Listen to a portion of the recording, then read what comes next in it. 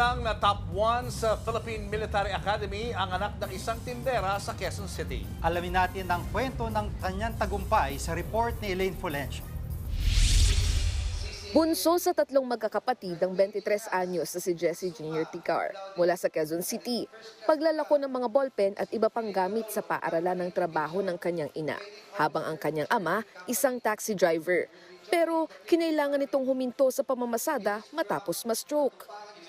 Nag-exam siya sa Philippine Military Academy noong 2021 at pinalad makapasok.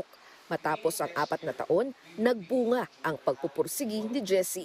Kinilala siya bilang top 1 ng kanilang batch na PMAC Club Laya o sundalong isinilang na kasangga at lakas ng ating bayan para sa Kalayaan Class of 2025. To aim in the academy, you can't just be the strongest or the smartest.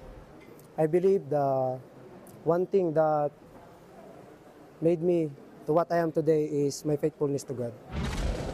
Ngayon, ang kanyang pangarap, hindi na lang para sa kanyang pamilya.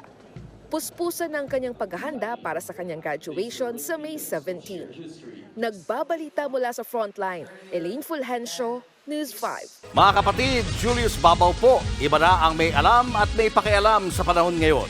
Para sa frontline ng mga balita, mag-follow at mag-subscribe sa social media pages ng News 5.